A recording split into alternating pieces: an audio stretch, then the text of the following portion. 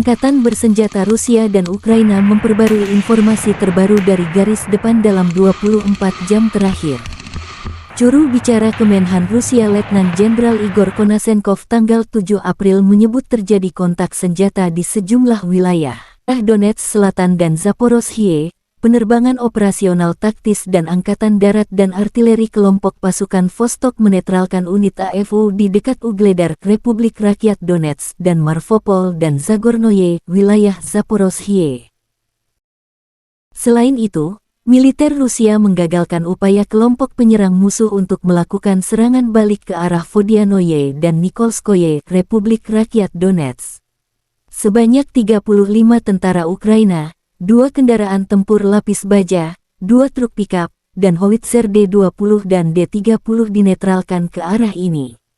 Letjen Igor Konashenkov melansir secara total, 406 jet tempur dan 228 helikopter, 3.684 kendaraan udara tak berawak dihancurkan, 415 sistem rudal pertahanan udara, 8.554 tank dan kendaraan tempur lapis baja lainnya, 1.078 kendaraan tempur yang dilengkapi dengan MLRS, 4.515 meriam dan mortir artileri Medan, serta 9.319 unit khusus peralatan militer dihancurkan selama operasi militer khusus.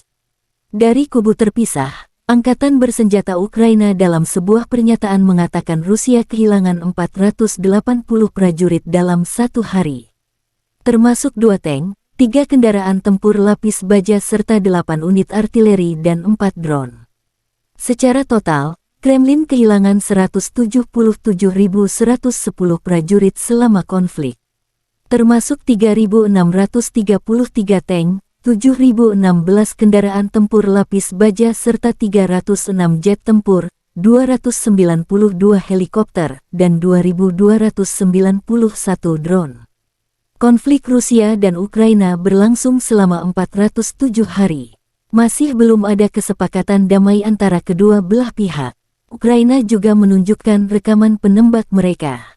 Mereka sekarang siap menembak menggunakan sistem senjata artileri AS-90 Inggris. Kelompok kedua penembak Ukraina sedang menyelesaikan pelatihan senjata self-propelled 155 mm AS-90 yang tangguh.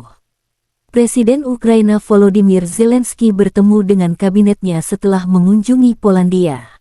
Hari ini, saya sudah berada di Ukraina, di Kyiv, di sini, di Bankova sepanjang hari. Sehari pertemuan internal dan persiapan acara yang direncanakan untuk beberapa minggu mendatang, kata Zelensky. Zelensky berterima kasih kepada seluruh negara sahabat yang terus membantu Ukraina untuk mengusir penjajah Rusia. Terima kasih sudah nonton, jangan lupa like, subscribe, dan share ya!